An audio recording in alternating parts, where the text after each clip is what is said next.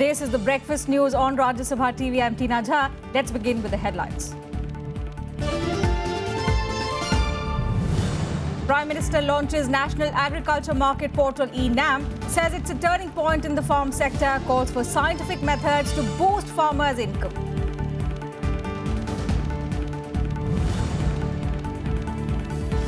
Lok Sabha Ethics Committee seeks explanation from 5 TMC MPs over sting operation. Party says it will respond at an appropriate time.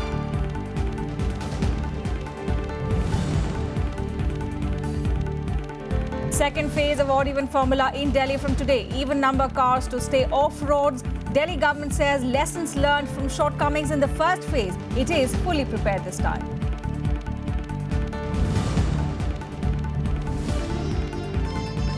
Mercury soars in many parts of the country. Heatwave claims dozens of lives in Telangana and Odisha.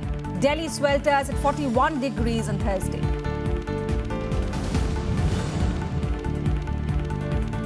And powerful 6.4 magnitude quake hits Japan. At least 9 people reported dead. Kyushu Island severely hit. Fortunately, no tsunami warnings issued. Our top focus this morning. Prime Minister Narendra Modi launched the National Agriculture Market Portal called the eNAM in Delhi yesterday.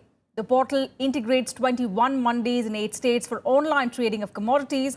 Speaking on the occasion, the Prime Minister pitched for value addition and use of scientific methods in agriculture to double the income of farmers and also make the country self-sufficient. The Prime Minister said e-agri market is a turning point in the farm sector which will benefit not only the farmers but also traders and consumers at large. Through this pilot launch of eNAM, Modi said farmers can sell as many as 25 agricultural commodities in 21 mandis in 8 states, which includes Gujarat, Telangana, Rajasthan, Madhya Pradesh, Uttar Pradesh, Haryana, Jharkhand and the hill state of Himachal Pradesh. The government aims to integrate proposed 585 wholesale mandis much before March 2018. मैं विश्वास से कहता हूं कि अब मेरा किसान तय करेगा कि उसका माल कहां बिकेगा, कब बिकेगा, कितने दाम से बिकेगा, इसका फैसला मेरा किसान करेगा और कंज्यूमर को कभी कोई बोझ नहीं होगा, ये मेरा भरोसा है। ट्रांसपेरेंसी आएगी। इस मार्केट में आने के कारण भारत सरकार भी बड़ी आसानी से, राज्य सरकारें भी मॉनिटर कर सकती हैं कि कहां पर क्या उत्पादन है, कितना ज्यादा मात्रा में है। इससे ये भी पता चलेगा ट्रांसपोर्टेशन सिस्टम कैसी होनी चाहिए, गोडाउन का उपयोग कैसे होना चाहिए, इस गोडाउन में माल शिफ्ट कर रहा है कि उस गोडाउन में, यानी हर चीज एक पोर्टल के माध्यम से हम वैज्ञानिक तरीके से कर सकते हैं. And moving on to news from Parliament, the Ethics Committee of Lok Sabha has sought explanation from 5 Trinamool Congress MPs who were allegedly caught in a sting operation accepting cash last month. Now, PTI is quoting sources as saying that the panel, headed by BJP MP L.K. Advani, has asked the TMC members to explain their position on the matter. The panel had earlier asked news portal the Narda News, which had released the videotapes of the sting, about the source of the clips and whether it stood by the sting operation. The panel is understood to have sought the explanation from the MPs after getting the response of the news portal. The TMC has said it will respond at an appropriate time. The BJP has said that it unmasks the TMC. The CPIM says that the move should have come earlier. Notice, have 5 members को notice मिला है ethics committee. They're all responsible MPs. उन लोग जो चिट्ठी मिल गया, response देगा as per the rules of parliament. Parliamentary rules है, parliamentary procedure है. हमारा जो सांसद है वो they know this very, very well. They will respond in the appropriate time. Finally, they have woken up to doing this. This should have been done on the first day itself. But then what about the Rajya Sabha MPs? Why did this government not refer the matter in the Rajya Sabha to the Rajya Sabha Ethics Committee in spite of our raising it? So that is the match fixing that is going on. The BJP does not require the Trinamool support in Lok Sabha. They require it in Rajya Sabha. Notice हमने इसलिए दिया है कि उनका version आ जाए, उसके बाद sting operation जिन्होंने किया उनका, वो तो विस्ल ब्लोअर हैं, उनका भी नोटिस आ जाए और उसके बाद, क्योंकि ये करप्शन का मामला है, इसके बाद एथिक्स कमेटी तो सांसदों का आचरण है उस पर अपनी कार्रवाई करेगी। The Election Commission of India has also issued a show-cause notice to West Bengal Chief Minister Mamata Banerjee for allegedly violating the Model Code of Conduct. The poll code violation came during an election rally in Asansol, where Mamata announced the creation of a new district in the state. The Chief Minister now has to answer the notice, failing which the Election Commission can take action against her. Now, according to reports, Mamata Banerjee justified her announcement and even claimed that she will do it once again if need be.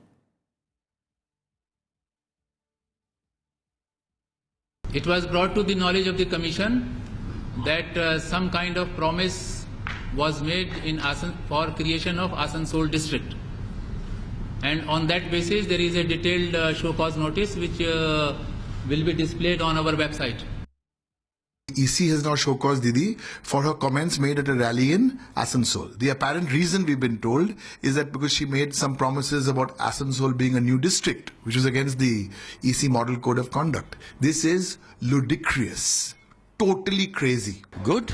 Finally, they have woken up to doing this. This should have been done on the first day itself. But then what about the Rajya Sabha MPs? Why did this government not refer the matter in the Rajya Sabha to the Rajya Sabha Ethics Committee in spite of our raising it? So that is the match fixing that is going on. The BJP does not require the Trinamool support in Lok Sabha. They require it in Rajya Sabha. पूरे बंगाल के अंदर एक उत्साह है ममता की कुरीतियों की वजह से। ममता ने जिस तरह से नौजवानों को यहाँ पर एक झूठा एक ढांढस दिया था, शिक्षा के क्षेत्र में गरीबों को, किसानों को जो एक आस दी थी, उसमें वो बुरी तरह से वो फेल हुई हैं। And now a quick check on all the other election-related stories in this quick election wrap. Campaigning for the second phase of the assembly polls in West Bengal will end today. Voting will be held in 6 North Bengal districts, including Jalpaiguri, Darjeeling and Malda. The second phase of the polling for 56 assembly constituencies will take place on the 17th of April. The first phase of the 6-phase elections in the state was held in 2 parts on the 11th and 14th of this month. The BJP released its third list of 57 candidates for the Tamil Nadu assembly polls. The party is fighting the polls in alliance with some small outfits after almost all of its allies in the Lok Sabha elections worked out. Polling will be held in the state on the 16th of May. BJP has released the names of 16 contestants for the Puducherry assembly elections as well. The Union Territory has 30 assembly constituencies. The Election Commission has transferred Birbhum SP Mukesh Kumar and the officers in charge of 3 police stations in the district following a review of poll preparedness in the state. The move comes days after controversial Kolkata Police Commissioner Rajiv Kumar was removed from his post following complaints against him by major opposition parties.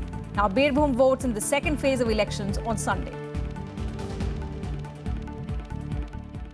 And coming back to the national capital, the second phase of the odd-even scheme has begun in Delhi. Cars with even numbers are staying off roads today. The Delhi Metro and Delhi Transport Corporation have announced extra trains and buses. 2,000 traffic personnel, 580 enforcement officials, and over 5,000 civil defense volunteers have been deployed on the roads of the national capital today. Also, a 20-member special task force has been set up to look into matters reported by the mobile teams. Violators will be fined 2,000 rupees.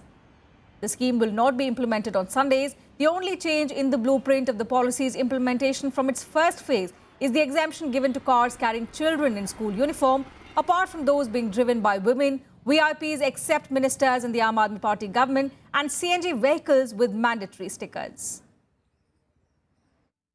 सरकार की तरफ से तैयारियां पूरी हो चुकी हैं। सभी डिपार्टमेंट्स ने उनको जो टास्क दिए गए थे, चाहे वो ट्रांसपोर्ट के इन्फोर्समेंट विंग हो, ट्रैफिक पुलिस हो, दिल्ली मेट्रो हो, डीटीसी हो, डिम्स हो, एनवायरनमेंट डिपार्टमेंट हो, पीडब्ल्यूडी हो, सारे डिपार्टमेंट्स ने अपनी तैयारियां पूरी कर ली हैं। लेकिन इस बार पिछले बार के अनुभव से बहुत सारी शंकाओं का समाधान हो चुका है और पिछली बार सरकार ने फैसला किया था। इस बार दिल्ली के लोगों ने यह फैसला किया और सरकार पे दबाव बनाया कि आप ऑड इवन तुरंत लेकर के आओ और दोबारा ऑड इवन उन्हीं के फैसले से आया है कि ये प्रदूषण कम करने में सहायक होगा और जो दिल्ली में प्रदूषण लगातार बढ़ता जा रहा है उस पे टाइम पे कंट्रोल आ जाएगा। उस समय बच्चों की स्कूलों की छुट्टी थी, सर्दी का मौसम था, तो आप घर में रह लो। अब इतनी गर्मी में पब्लिक ट्रांसपोर्ट भी दिल्ली में इतना बुरा है कि इतना बहुत मुश्किल है इस्तेमाल करना। प्रमोट करना चाहिए, you should promote cycling and all instead of indulging in this odd and even. I don't think it really helps much as far the pollution is concerned. Talking about weather now, most parts of the country sweltered under a blazing sun yesterday, with heat wave claiming dozens of lives in Telangana and Odisha this season. The Met Department predicts that it will get worse as the summer season deepens. Nearly 70 people have died in the last week in Odisha and Telangana as a heat wave sweeps across the country. Mercury in Odisha crossed the 45 degrees mark in some places.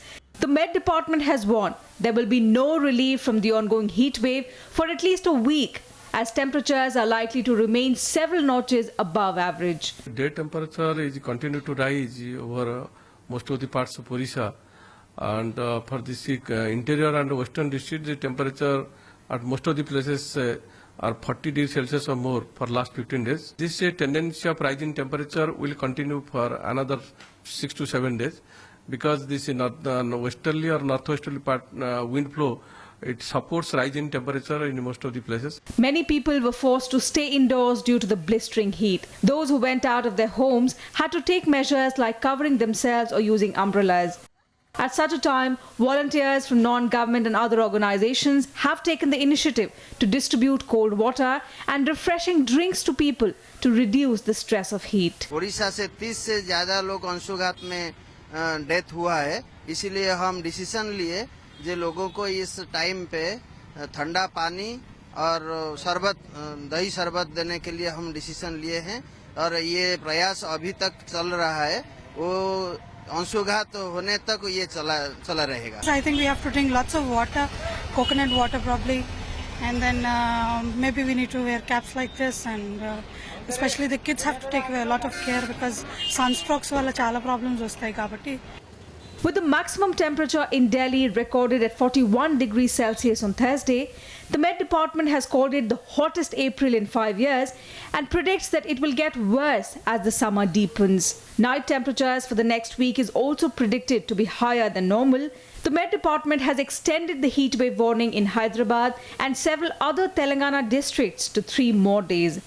Officials have now resorted to urging the government to take immediate preventive measures to avoid a rise in heat stroke deaths. Bureau Report, Rajya Sabha TV. Time for a very short break here. More news and updates on the other side. Do stay with us.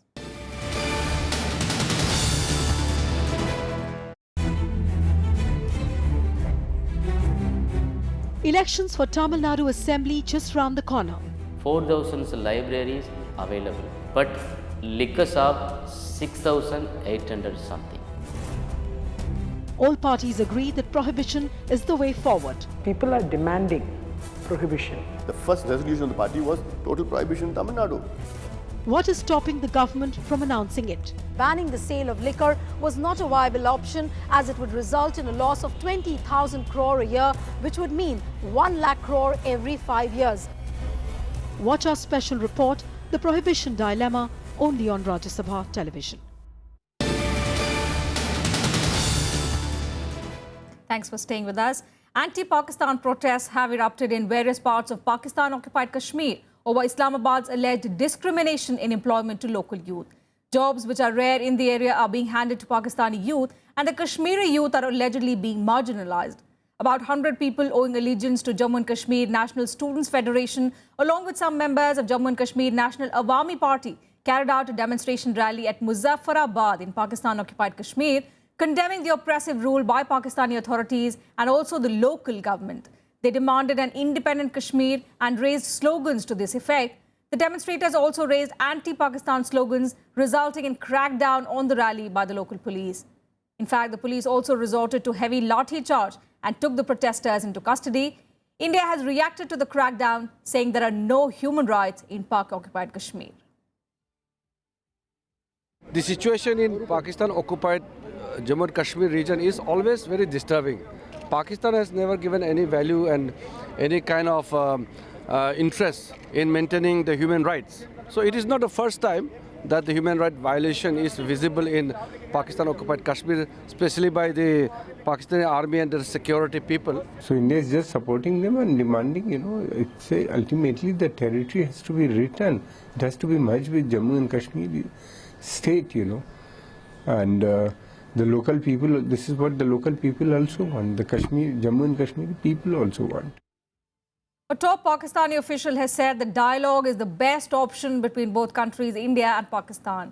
Pakistan Foreign Office spokesperson Nafeez Zakaria has said that the two sides should not think in terms of foreclosing any options. He also said that the two sides are in contact with each other, and once the modalities are worked out, secretary-level talks will take place. Zakaria's comments came just days after Pakistan High Commissioner to India Abdul Basit said the bilateral peace process between both countries stands suspended.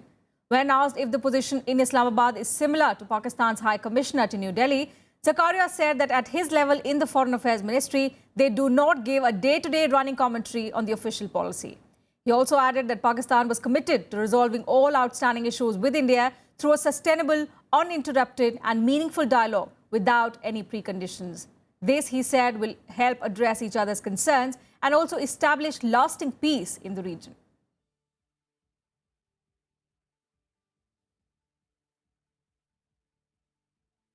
Moving on, the United States has asked Pakistan to target all militant groups equally. This follows the release of a latest American State Department cable which suggested strong links between Pakistan's notorious spy agency ISI and the Haqqani network. According to one of the cables, the ISI paid a whopping $200,000 to the dreaded Haqqani network for a suicide attack on a CIA camp in Afghanistan back in 2009. 7 American agents and contractors and 3 others were killed in that attack. The US has maintained that the attack on a CIA base in Afghanistan was the handiwork of Al-Qaeda and not the Haqqani network. According to an intelligence official, the information in the cable obtained from a source on the ground could not be corroborated, and there is no other cable matching this information. The US has once again stated that they may have made it clear what their expectations from the Pakistani government are. Washington also says that Pakistan has made it clear publicly, repeatedly, that it's not going to discriminate against any militant groups. Meanwhile, US Secretary of State John Kerry yesterday condemned a military encounter in the Baltic Sea by 2 Russian warplanes as dangerous and provocative. Kerry said that the US military would have been within its rights to shoot down the Russian aircraft that flew close to one of its warships. Washington has raised its concerns over the incident with Moscow. Earlier, US officials released photos and videos of the incidents, which showed 2 jets flying within meters of the US ship on Monday. The US has described the repeated flights by the Sukhoi Su-24 bombers as one of the most aggressive interactions in recent history between the two countries. Russia, however, has said that the jets that flew near the US destroyer respected all safety rules. The Secretary was alarmed at looking at seeing the imagery and the reports of these overflights, these passes on the USS Donald Cook. He found it unprofessional, needlessly provocative, and indeed dangerous. And I can tell you that he will raise it directly with Foreign Minister Lavrov. And Finance Minister Arun Jaitley has said that the hike in visa fee by the US is discriminatory and largely affects Indian IT professionals. He said this during a bilateral meeting with US Trade Representative Ambassador in Washington. The Finance Minister underlined the need for early conclusion of the totalization agreement, which he said would benefit Indians working in America. Last year, the US Congress imposed a special fee of up to $4,500 on H-1B and L-1 visas, which is popular among Indian IT companies, to fund a 9/11 Healthcare Act and biometric tracking system. Now, while agreeing on the $1.1 trillion spending bill, congressional leaders decided to impose a special fee of $4,000 on certain categories of H-1B visas and $4,500 on L-1 visas. As per industry estimates, Indian professionals contributed more than $25 billion to the US Social Security during the last decade without being able to retrieve their contributions. The US has entered into agreements called totalization agreements with several nations for the purpose of avoiding double taxation of income with respect to Social Security taxes. Jaitley, who is currently on an official trip to Washington, will attend the spring meetings of the International Monetary Fund and the World Bank, and also other sessions. Moving on to the big global news. Just a day after Myanmar was hit by an earthquake, tremors of which were also felt in parts of India, a powerful 6.4 magnitude quake struck Japan late last night. Huge damage has been incurred both in terms of life and property on the Kyushu island, which has been severely hit. At least 9 people are reported to have died, while nearly 750 people have been injured. Rescue work is on as we speak. Officials fear more people could be trapped under the debris. Fortunately, nuclear reactors on the island are reported to be safe. A powerful 6.4 magnitude earthquake hit southern Japan on Thursday night, collapsing homes, buckling roads and sparking fires, killing at least 9 people. Over 700 people are reported to be injured, even as officials continue to scramble to rescue those feared trapped under the debris. Thousands of people fled their homes and many spent the night in the open as aftershocks continued. The quake struck at around 9:26 p.m. at a depth of 11 kilometers near the city of Kumamoto on the island of Kyushu. Residents of Masiki town on Kyushu island have been hit the hardest, as the place has virtually been reduced to rubble. Fortunately, there has been no damage to the nuclear reactors on the island. 現在、被害状況の全容把握に全力を挙げておるところでありますが、複数の家屋が倒壊しているとの情報があります。また原子力施設については被害の情報は入っておりません。No tsunami warning was issued after the powerful earthquake, but as a precautionary measure, all high-speed trains were halted and power supply snapped in affected areas. Hundreds of military personnel were immediately dispatched for rescue work on the Kyushu island, as the government urged people to stay calm and help each other. テレビ、ラジオなどの情報にも注意し、お互いに助け合い、落ち着いて行動していただくようお願い申し上げます。According to the country's meteorological agency, there were multiple aftershocks, the largest one with a preliminary magnitude of 6.4 shortly after midnight. A quake of such high intensity had hit Japan back in 2011, causing tsunami waves along the coast, which killed nearly 20,000 people and triggered a meltdown at a nuclear power plant. Bureau Report, Rajya Sabha TV. And some more international updates in this quick world wrap. In further setback to Brazilian President Dilma Rousseff, the country's Supreme Court upheld the voting order fixed by the lower house of Congress for Sunday's impeachment vote against her. In a special late-night session on Thursday, a majority of the justices rejected an induction sought by Rousseff's party to overturn the voting order on impeachment against her. The court, however, is yet to rule on Rousseff's request to suspend Sunday's vote. Meanwhile, support for the Brazilian president continues to evaporate in the Congress. The largest centrist party in the government's coalition, the Social Democratic Party, has instructed its members to vote for the president's impeachment on Sunday.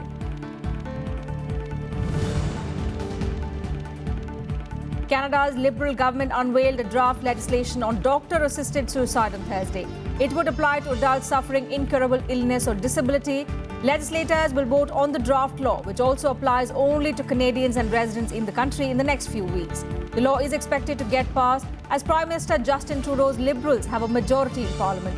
Under the law, patients would have to make a written request for medical assistance in dying or have a designated person to do so if they're unable to do that. There would also be a mandatory waiting period of at least 15 days, and patients would be able to withdraw a request at any time.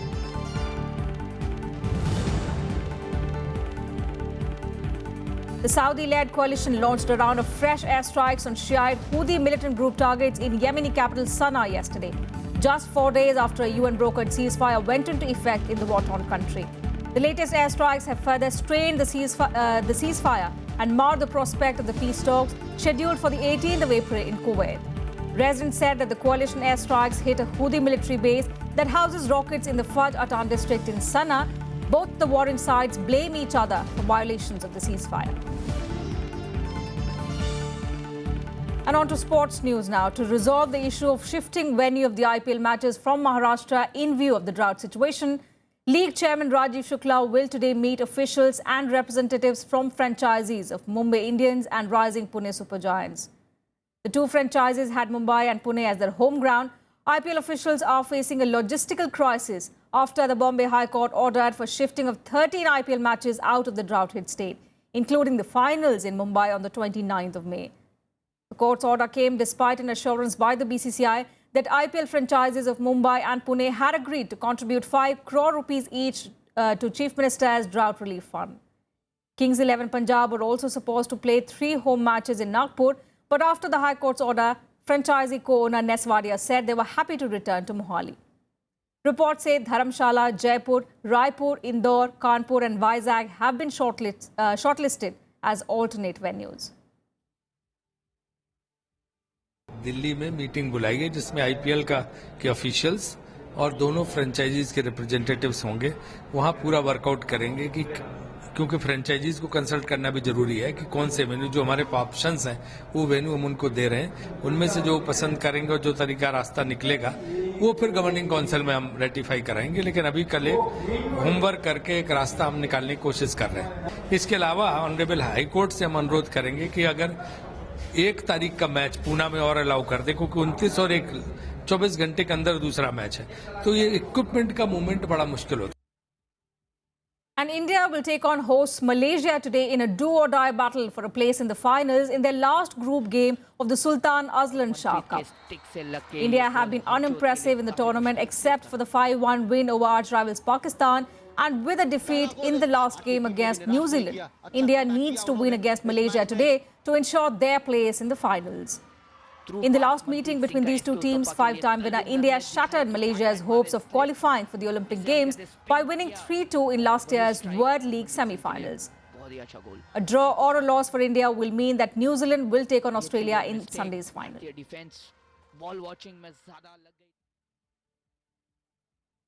And some more sporting action in the sports beat. Indian table tennis players Soumyajit Ghosh and Manika Batra booked their Olympic tickets by winning their respective groups in the Asian qualifiers in Hong Kong. Ghosh topped the group with 3 wins, while Manika started by losing the opening contest but recovered well in time to make it to the Rio Olympics. Third seed Roger Federer eased past Roberto Bautista of Spain 6-2, 6-4 to reach the quarterfinals of the Monte Carlo Masters. Fifth seed Rafael Nadal also reached the quarterfinals, but he was tested by Dominic Thiem of Austria in 7-5, 6-3 win.